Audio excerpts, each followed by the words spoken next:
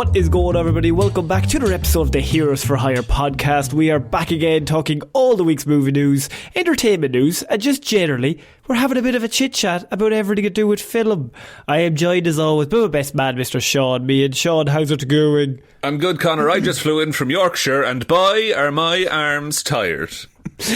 Okay, firstly, bad start. Secondly... Secondly, this episode is a day late, Sean, because of you, and everyone was blaming you, and people were saying really mean things. I tried to defend you, but I kind of had to succumb and say maybe you were a bastard. You seemed like you had more of a ringleader role to the whole let's shit on Sean party that happened online. I was like, hey guys, come over here. Guys, come point and laugh at him. This episode is coming out on a Tuesday, so this is now for the first time ever. Probably not the first time ever, but we're a day late. We apologise. Sean was away, but we're back to talk movie news because, Sean, you love movie news. On the whole way home, you were just texting me saying, what's in the news? I can't wait to know about it. And you refused to reply to me. All of my messages are still undelivered, but I know he's been on his phone. So what the fuck are we doing here? I had other messages. You could have read mine. So, Sean, before we get started, if this is somebody's first episode, you don't have to do anything, just chill out, but you can call Sean a dickhead if you want. I mean, that's fine. If it's your second or above, you could definitely call Sean a dickhead, but you can also give us 5 stars on Spotify. That would really help us out. We're currently going for 200 5-star reviews on Spotify before the winter solstice. Now, pretty big deal. We're getting slowly up there. It's creeping ever closer. We're a couple of creeps, guys. That's all we're saying. No, that's the wrong use of that. Oh, you're not going to like the t-shirts I had made for us. Just a couple of creeps. It's a couple of creeps hanging out. I was peeking over like a hedge. Wearing just like big brown trench coats the whole time. Obviously, that's all I wear. This episode is also ad free because we have a Patreon. If people want to support us over there, we'd put out movie reviews every single month, which, I mean, the patrons get to choose. And I'm going to put up a post today saying what movie would you like us to review for August. So pretty big shoes to fill. Like the last few, we did Blade Trinity last month. We did Pirates of the Caribbean 3 the month before, and then we did The Fall Guy, but we've also done like Rise of the Silver Surfer. Basically every bad comic book movie ever has been chosen. 10/12 of the year are filled with bad movies. The 2 birthday months we get to pick our own. But other than that, the Patreons usually bully us into doing just the worst thing you can imagine. Yeah, and look, in terms of the patrons, we normally give you a bit of a shout out at the end of the episode, right? But for one week only, I suppose, Sean decided that you guys needed a treat because he's a bastard and he's late to the recording. I've been sitting here for 24 hours now. Connor was adamantly against giving any of the patrons praise, but I thought, no, these are the guys that really support the show. I said, we fuck should him. Thank them. He did. That's on recording. I just chose to cut it out. So I usually do this at the end of the show, so I don't quite know how to segue into it. But big shout-outs go to Róisín and Baby Ben Palmer, Ryan, Komatsu, Dozer, Enthusiast, Evanson, Justice for MoleMan and the Underminer, David Clarke, Dominic, Anna Sharkfoot Hjelmroos, Danny McLaughlin, Lordsmish, Michelle Browne, Frost, Ed Ball, Conor and Lorraine are glad they released the Luthor Cut. Russ, thanks for the sore throat and PTSD from repeatedly shouting WOODSTOCK at my phone. Really appreciated, fellas-Parfitt. That was a failing on us last week where we couldn't. If anything, it was a failing on Sean. Why does it always? It's always me. What are we doing? I think that one was on me, to be fair. You watched it. Thank you to Jackson Brueheim. Liz had a few too many on St. Paddy's Day and tipsily subscribed to the Patreon. Just cough in the middle of it, that's fine. I muted myself because I'm a professional. But okay. Oh my God. Ciara Lawler, Judge Leahy, champagne for my real friends, real pain for my sham friends. Johnny Ray, Jack Markham, Hunter Harvard, the Texas Ironman. Lisa wants you to drop the ticket price to attend Sean's wedding. Don't be selfish, lads. 500 quid, you can come to the wedding, but you have to bring a card as well. And the card has to have another 500 quid in it? Yes. But that can be sorted out on the day. Justin, we named the Monkey Jack Bowman, Joe Reed, John Neesmith, Ted Sullivan, Jeff Scroger, Adam O, Charlie Smith, Logan Merriman, and yikes, it's a Yinzer ghost. So for the first time in probably many years, we get to read you all out at the start of the episode just to kind of give you guys a shout out. And new listeners or other people who maybe you're not on the Patreon have noticed, you get to pick your own nickname and you get to update it every single week if you want to fuck with Sean, because he has to read that entire list every single week legally. That's the way it works. The name change was a funny thing that we decided to do when we had like a couple of patrons, and it rapidly got out of hand. Then it became an essay for sure. Yeah. Like I've done that with a sore throat. I've been deathly sick, and I've said all the names, folks. And I refused. I refused to help him. But Sean, it's now time. Enough of all this stuff, right? Because it's time to get into some news for movies. That's why we're all here. And there's only one place to start. It's a weekly segment at this point. Spider-Man Brand New Day rumour has suggested a different MCU hero is going to be appearing in the movie. The thing about this is that they're producing a film at the minute with every MCU character in it. Yeah. So any of these rumours could be true just based on people showing up in costume somewhere. Now look, I love starting with I love a good old rumour that doesn't like, it might not have any truth to it whatsoever, but it's funny to talk about. But simultaneously, so far in Spider-Man Brand New Day, we know for a fact that we've got Timothy Holland, right? He's locked in. I think he has to do it contractually. Zendaya, she's going to be there. You got, Ned. What's Ned's name? Jacob Batalon. Jacob Batalon. He's going to be coming back. You also then have The Punisher is going to be appearing in it. You have Hulk is going to be appearing in it. And now, the new rumour, Sean, is that Florence Pugh will be reprising her role as Yelena Belova in Spider-Man Brand New Day. I could, like, she is the head of the Avengers at the minute. I think they very smartly, and we say a lot of bad things about, you know, bringing back RDJ and Chris Evans as the main character of, like, but the one thing they've done right is realise, and I feel like you would have to be an idiot not to realise it, that Florence Pugh is quite good at acting. And it's a bold claim, Connor. They locked her into a 55-year contract when she was lesser known, and now she's one of the biggest actors in the world. So you would then make sure she's the main character of almost all movies. Do you ever feel like with Florence Pugh, there's this thing that she's a very successful actor in spite of also being in all of the Marvel movies under the sun? It's kind of like she does that on the side and kills it, and then she's like, I gotta go do Dune. Sorry. Yeah, I've got to go do another Midsummer, guys. Sorry about that. It makes logical sense that the leader, or at least one of the members of the new Avengers, would be interested in the super-powered Spider-Man, because no one knows who he is, that's just swinging around New York. Like, it also, the other rumour I've heard is that it could be part of like a montage at the start of the movie. So what I mean by that is like Fantastic Four style, where you have maybe a situation where like we see a lot of Spider-Man fighting different people over an extended period of time, and the rumour I read was that he's like doing up his suit throughout the montage until he lands on the one that we see him in, which is like the final version. Like that sequence in Amazing Spider-Man where he encounters problems and then solves the problems with the suit. Exactly. And so then you have like a situation like in Fantastic Four where you have all of these heroes could just be like appearing for one scene or another scene, and he meets them and then he moves forward. Now, I think to me, if I was going to explain it in my head, I'd be like, that's the best way to do this. Bring them all in, it blows up the world, and then you also get to do a Spider-Man movie. That's cool. That's about Peter Parker Spider-Man. Yeah, I think because the Spider-Man Homecoming started with a sequence of him doing friendly neighborhood Spider-Man stuff.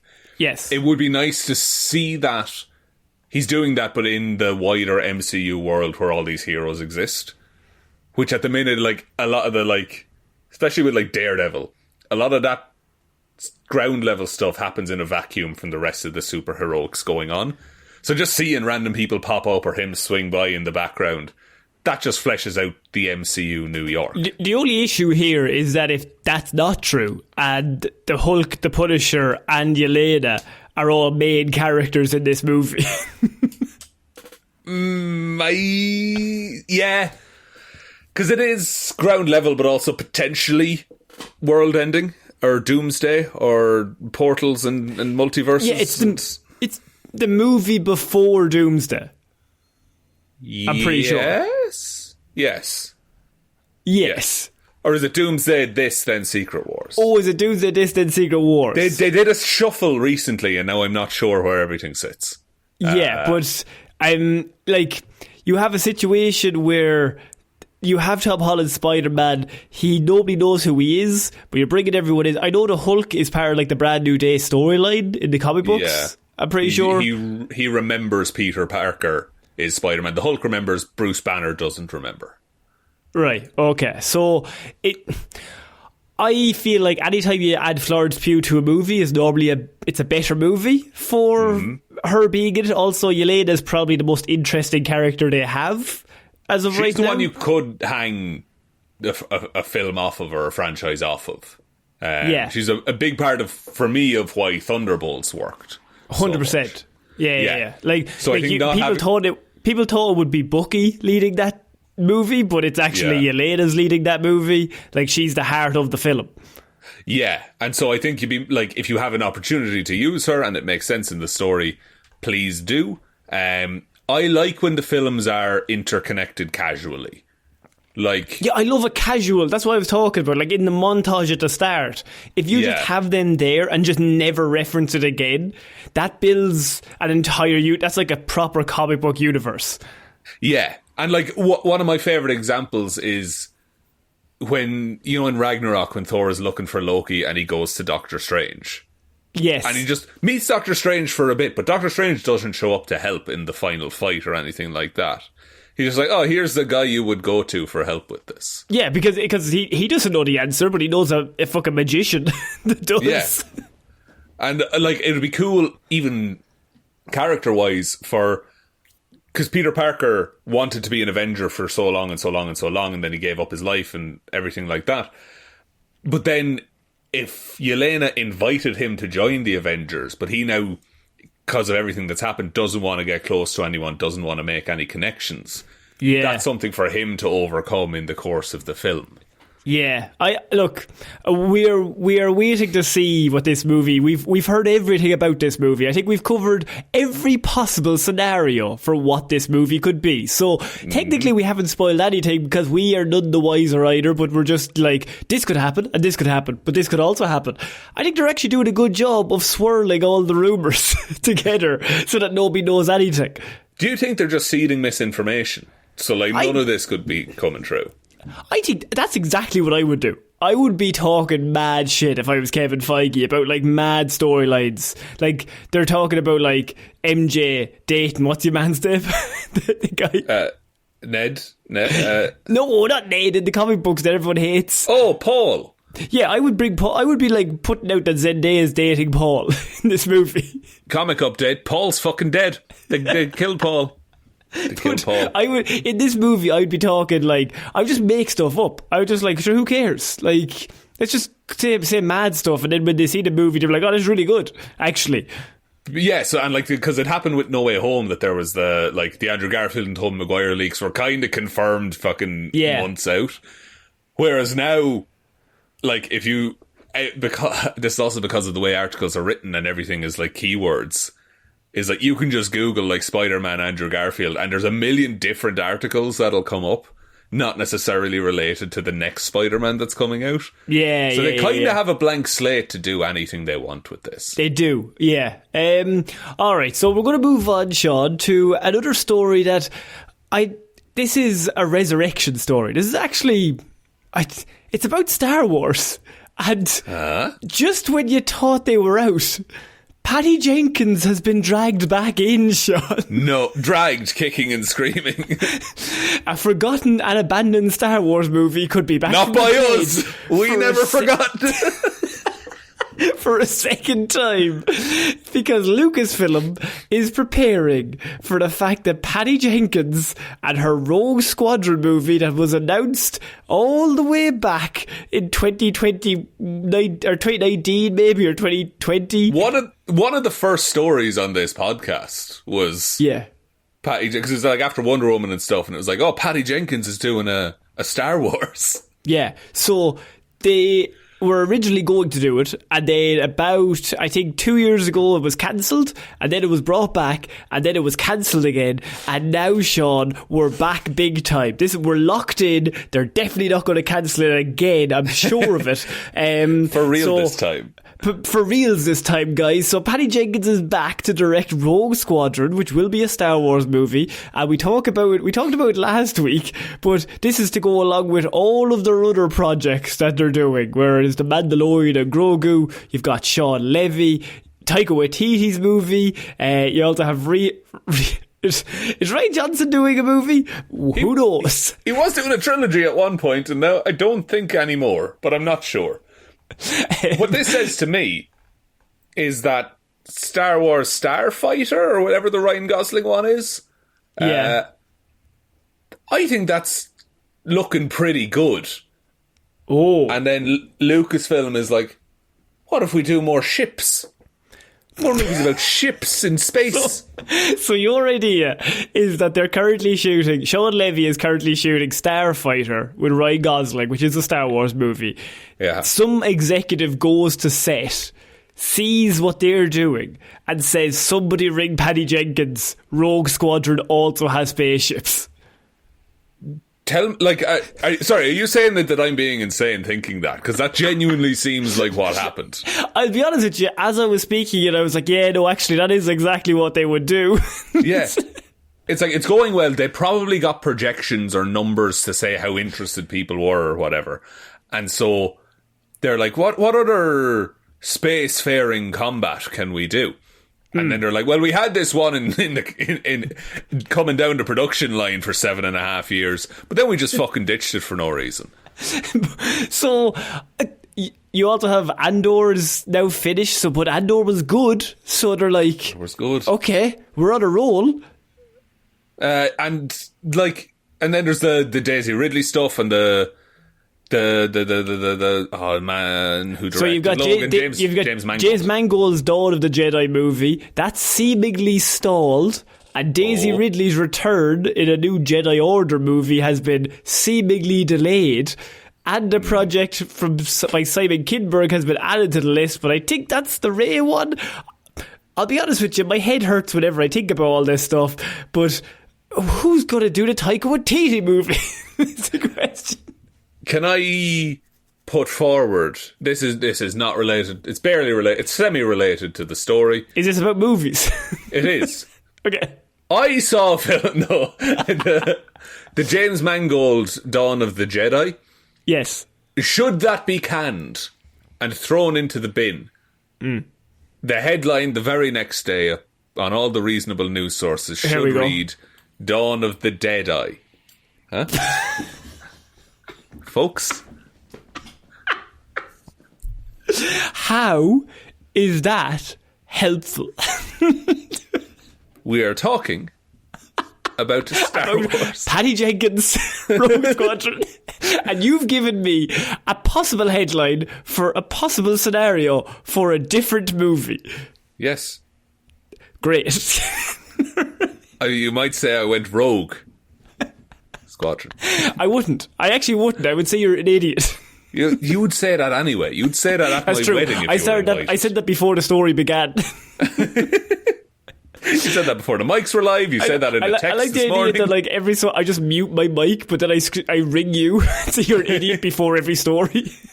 Oh, I answer every time. Every time you think it's going to be something else, he wants to hang out.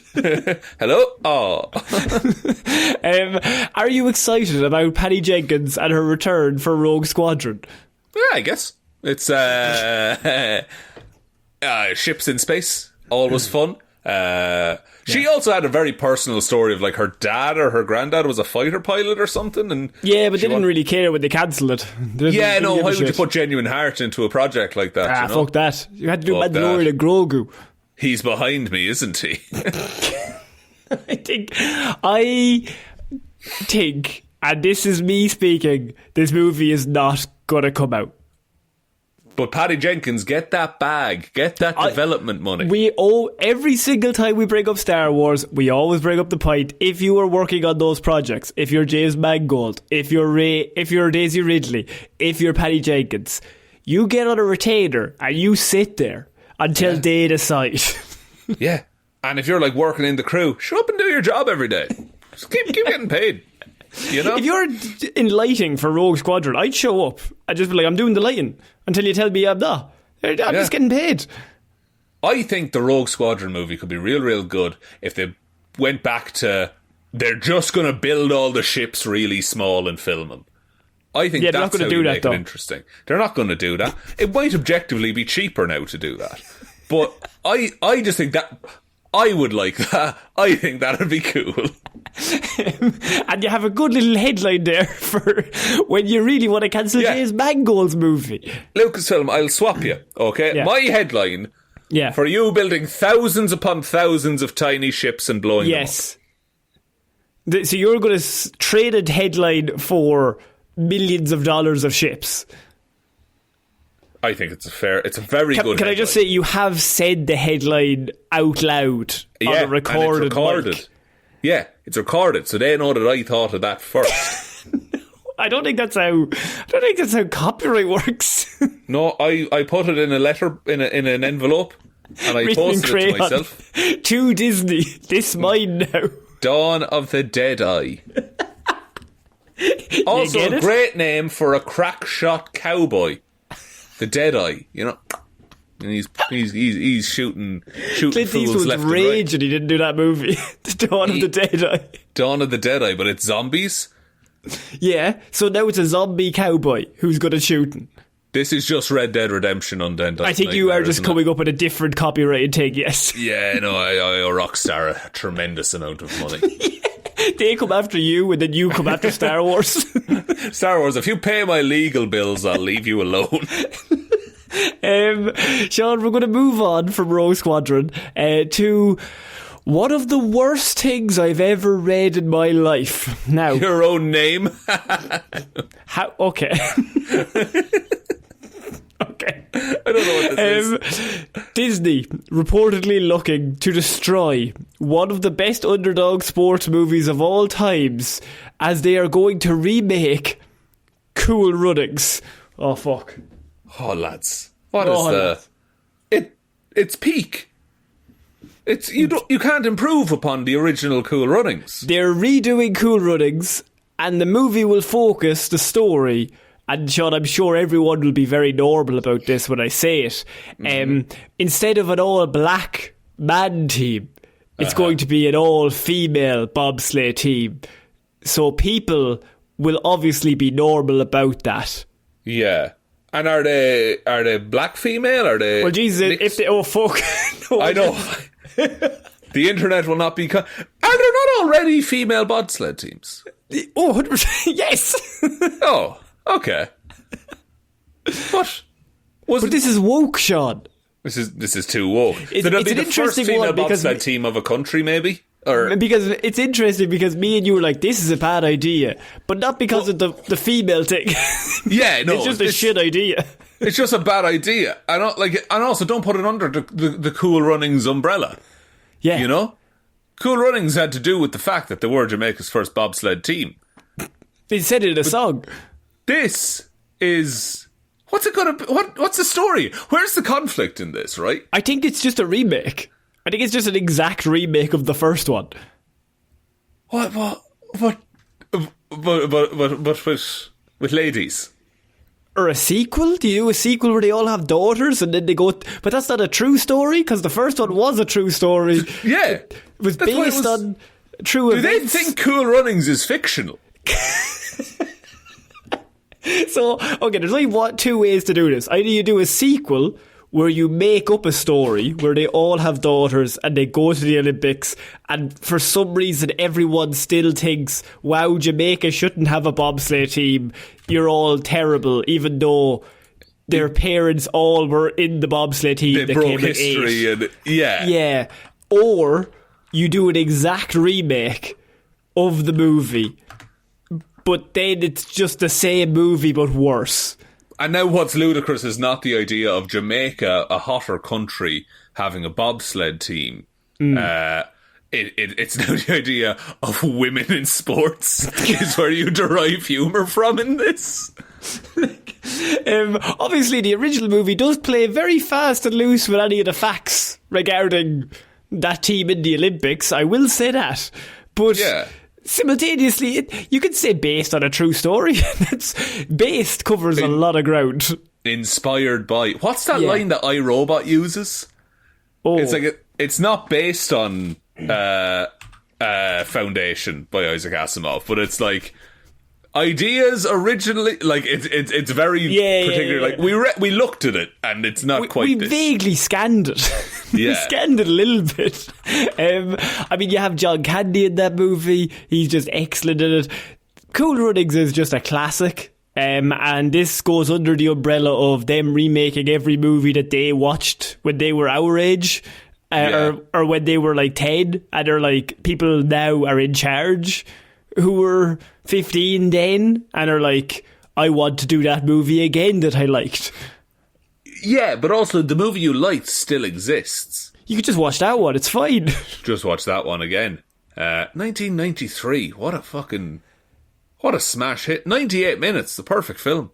And I'll tell you something, it's a banger. From start to finish, no meat on it. Just goes. Yeah, no waste. You know, runs at a clip. I have watched that movie, I would say, at least 15, 20 times. I think I watched it non-stop when I was like 10. Conor, I'm hearing Pelp, Lazarus Pit, movie review recommendation. I could do it without watching it. I could just tell you what happens. you just summarise it. That's what the episode is. I think that this is a terrible idea. And Sean, you said it's a terrible idea because you hate women, but I think it's a terrible idea because of just the general vibe of why are we doing this? Why not do a different movie? Why not do an original movie? Just need to put it out there. I didn't say I hate women. I hate everyone. Equally.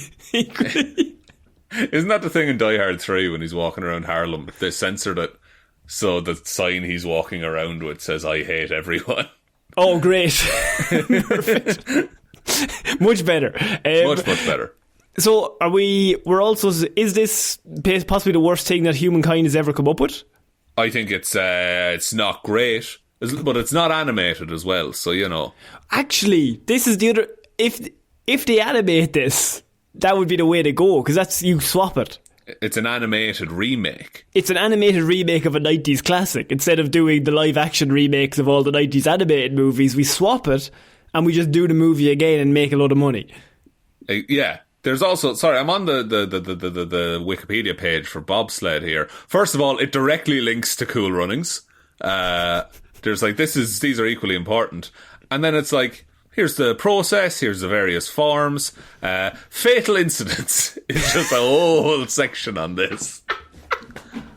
Tell you what we'll do. We'll sit here now for the next hour and you read me each incident and I'll tell you 1 to 10 if I could have survived. Go on. Jules Van Bylent on the 1907 Cresta Run. Poor lad.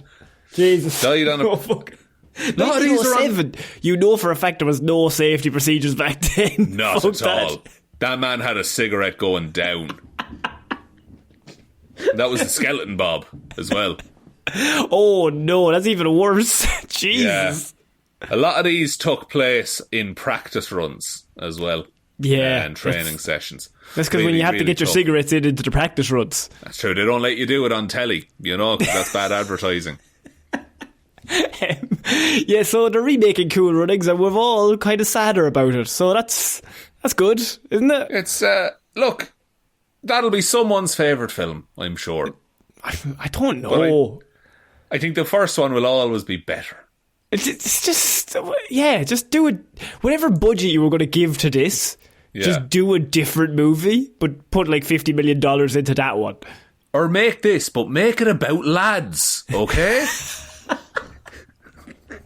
The last one left is if they remake the Mighty Ducks, I'm out. That's me done.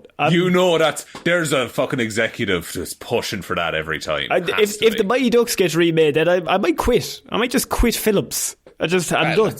That's very Emilio Estevez of you, Conor. Although to be fair, they can't gender swap Mighty Ducks because there are boys and girls in that team. It is a mixed team. Yeah. It's a mixed team.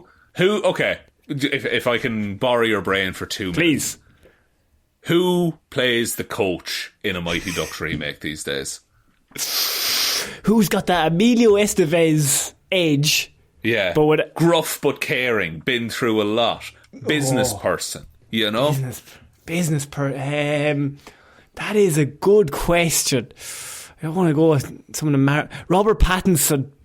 Pattinson's pretty good. He's aloof enough. He doesn't care, and he'd be so intense with the kids. Yeah, he'd really drill him every single time. That could work. Austin Butler. Oh my god, it's Austin Butler. Austin Butler's the one to do it. And he's like cool, and he doesn't really give it. He doesn't like the kids. Yeah. Like he's you see him at a family party and he's avoiding all the kids and he's like brushing them away and stuff. Then he gets into a drink driving. What's it called? And to be fair, if that whole situation would work a lot better because Charlie tried to like hook his mother up with the coach. It's like if your coach looks like Austin Butler, like, oh yeah, ma'am, quick! All the mothers are at every match. Everyone's trying to hook up with him. I think that works great. Get Austin Butler and Mighty Ducks. Now I'm sold. Remake. No, please don't. I lied. I don't want that. Okay, we're moving on to our next piece of news, and it is terrible news again, Sean. It's just all terrible news. My terrible news this time is based around the Batman Part 2. And it's the news that could change everything, and that is that cinematographer Greig Fraser has departed from the Batman Part 2. And he's also departed from Dune Part 3. He's not doing either of those movies now. What project could warrant withdrawing Greig from two of our most anticipated films? It would have to be, so if you don't know, Greig Fraser did the cinematography for the Batman and both Dune movies. So you might think, wow, those movies were really pretty. And they're probably two of the best movies of the last 25 years. Easy. Yeah. And he's the best in the business for a reason. He's a complete madman. And we mean that with the greatest of respect. Did Project Hail Mary as well, which I'm very excited to see. So he's the best worker in the business. And we came up with the thought that, well, the Batman 2 and Dune Part 3 are filming at the same time. That must be difficult for Greig. Who's going to get him? Matt Reeves or Denis Villeneuve? He'll be so sleepy and tired doing both, you know? And so now instead we've learned that he's not doing either of them. Maybe in a sort of like, if one can't have me, the other one also can't have me. Because instead, Sean, what could be better than those two movies? What about 4 movies? Because he's currently going to be busy with Sam Mendes's 4 Beatles films that they're filming back to back to back to back. Where I just feel it's in it. Look. I trust them. I think they'll be good-looking films. I just don't think they can use him to his full potential. Is it rude for me to say, I don't think they deserve you, Greig? No, they don't. Liverpool can only look so good, all right? And we're allowed to say that because we're half of Liverpool. yeah. Apparently 2 of the Beatles, they're ours. Fuck them. You can't take that away from us. And also, most of us have moved to Liverpool. Everyone in true. Liverpool has an Irish granddad. Yeah. Because, big shipyard and stuff like that. Big shipyard. I think he must just be a really big Beatles fan to do this, right? Has to be. But to step away from Dune and the Batman. Or maybe it's like he's done those. Like, he's like, what else do I just do the same thing again? Maybe he's excited about the challenge of making the Beatles. There's a new Beatles thing every fucking year. Like, just leave us alone. But actually, my argument of he's done it before. He's going to do 4 Beatles movies. Greg, okay, I'm happy with your career decisions. You do what you want. Greg, we love you. This is me being selfish. This is the only time in the history of this show that we've ever talked about a cinematographer. I'm going to say that now, and that's how good Greg is. He's the guy who shot Batman walking through the flames with the penguin upside down, and after that you can kind of just chill. Yeah, you can retire and do 4 what will be middle of the road Beatles movies, I would suggest. They must be paying him a fucking small fortune. Honest to God, I assume they're all filming fairly close together. Oh yeah, you'd have to. So he must be getting 4 paychecks. Quadruple the pay. But each of them are feature films, so it's 4 feature films he's doing in the space of maybe 6 months. Yes. That's pretty good of a paycheck for Greg. I'm going to be honest with you. Josh Brolin was talking. Josh Brolin's obviously in Weapons, so he's doing the press tour or whatever. And he was talking about the fact that they're shooting Dune Part 3 without Greig Fraser, and how weird it is. Even Josh is broken-hearted. Everyone's broken-hearted. He's the best of the best. So I don't know. I read this, and sometimes I don't want to be mean. But still, you're like, well, I would... If you told me I'm not doing the Batman because I'm doing Dune, or you're telling me I'm doing Dune... No way. Do the opposite. Yeah. Then I'm like, cool. Fair enough. Me and you were like, the mothers in King Solomon when he's like, I'll cut the baby in half. And then it's like, no, just give it to her. I'd rather Greg do one or the other rather than split his time. Because we know he's going to kill it. We know it's going to look great. I don't want Greg going into any of these half-cocked. But now he's going in 4 Beatled. I want them fully cocked at all times. Fully cocked, Greg. That's what I ask for on set, okay? I want you to show up fully cocked and ready to shoot Liverpool. Right? I want you to cover Liverpool in your fully cocked cinematography. Aren't you fully cocked, Liver Castle in your sights, and ready to pop, okay? Right. I think this is terrible news, and it really saddened me. But at the same time, Greg, you get that paycheck. I don't know what they're paying you, but it must be some amount of money. Yeah, no, Greg, you deserve this. And then, I'm excited. Here's my takeaway of these 4 Beatles movies and this news. I am excited to see what Greg does after these when he doesn't need money anymore. Yeah. When you're just chilling. The Batman Part 3, maybe. Oh, bring him back in. Yes. I like it. I like how now I'm getting cocky. I'm like, oh yeah, there'll be a Part 3. We'll be old men by that time, Connor. Okay, Sean, we're moving on to our next piece of news. And do you like the Archie comics? No? Do you like Phil Lord and Chris Miller? Yeah. Do you like Riverdale? I watched the first season and then a summary of the rest of Riverdale. Yeah. And it gets fucking insane. Yeah. Well, what if I told you that there's going to be a new Archie comics movie in the works from Spider-Verse duo Phil Lord and Chris Miller? It would have been weird if they weren't involved. I just asked you generally. Do you like them?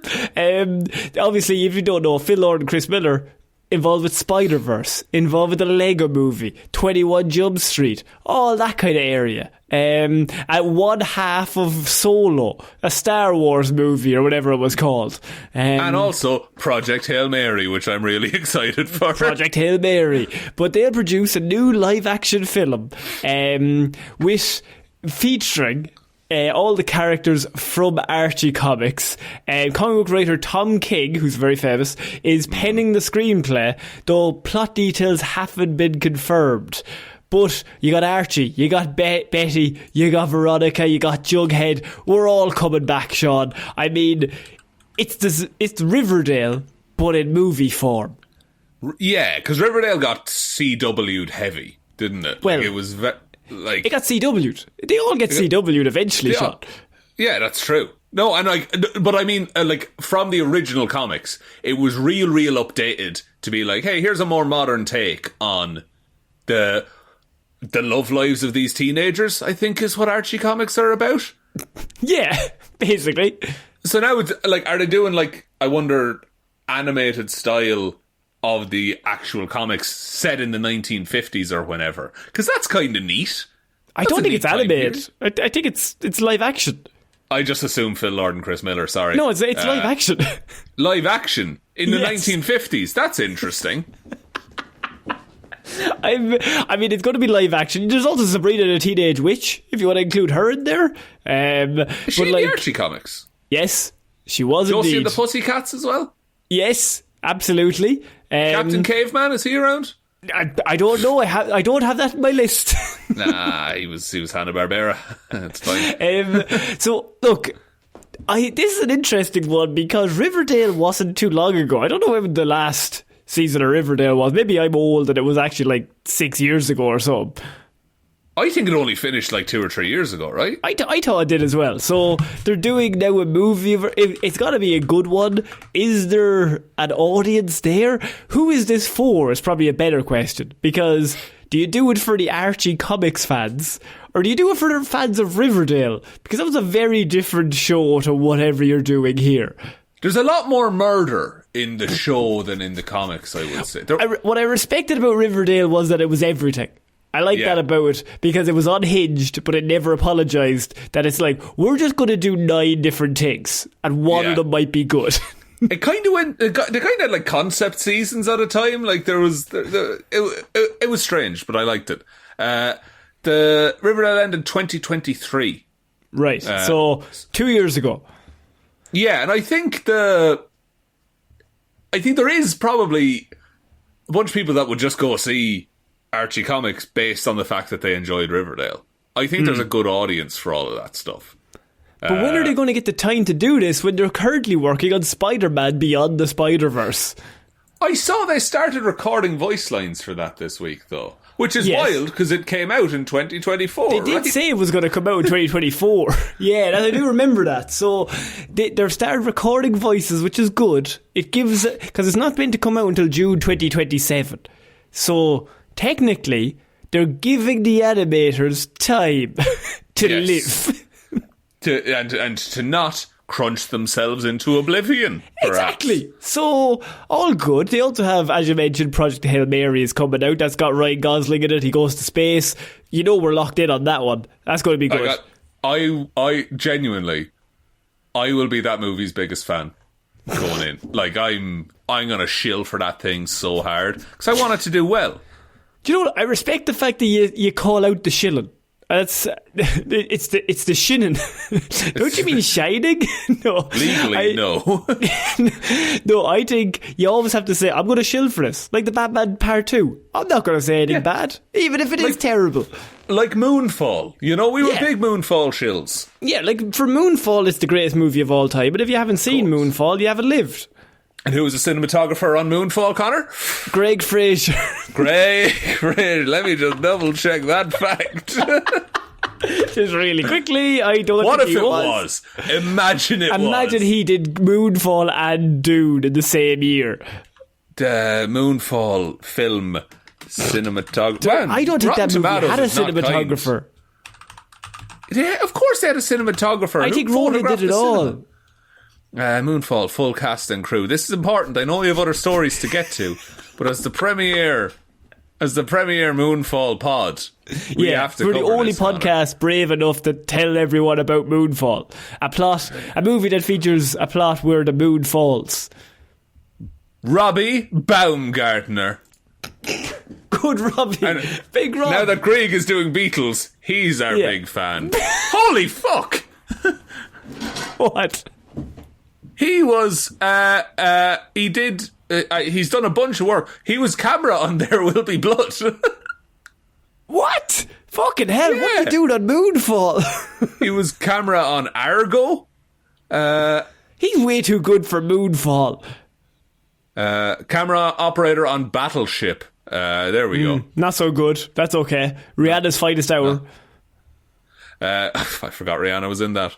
And Ant-Man and the Wasp, he was a camera operator as well. Okay. So I mean, swings and roundabouts, but Moonfall is obviously his highlight. So the same man did Argo and Moonfall, which is a fun fact for any table quiz you're doing. Any cinematographer-based table quizzes, you're sorted going forward. Yeah, well, I'm always going to those cinematographer-based table quizzes, Sean. I'm non-stop. I'm saying, now is the time. Please ask me who shot, I don't know, Moonfall, if you will. And I have the answer now. That's good because. And who was his name? Robbie Baumgardner. There you go. Yes. Yes, I call him Big Daddy R, but look, I'm in the business. You know what I mean? I'd ask that you don't call anyone that. I want Greg, I want you fully cocked, and Robbie, I want you fully bummed up. Right? That's all I want. That's what I'm always saying. Big Daddy R, get bummed up. Get pumped up, get your camera ready. I'm shooting the moon falling. Oh, Jesus Christ, there will be blood. There will be blood as well. So we're finishing off this week, Sean, with news about one of your favourite movies of all time that I'm going to say confidently. That is Lord of the Rings. Now, Lord of the Rings, I would say the original trilogy, one of the greatest trilogies ever made, right up there. An absolute masterpiece in filmmaking. Miracle that it ever got made. Yeah. Well, they also then did a second trilogy with The Hobbit, which I would say, like, as a production, looks pretty good. It still has all of the stuff that works in the other ones, but it's not as good. It's thin, is the Hobbit, you know? Like butter scraped over too much bread. That's what that movie is. Yeah. So, but now we know, Sean, that Lord of the Rings, The Hunt for Gollum is coming out with Andy Serkis set to direct and I assume be the lead star of. Which we've gone on record as saying on this show, genius move. Let's make the movie about the character only I can play.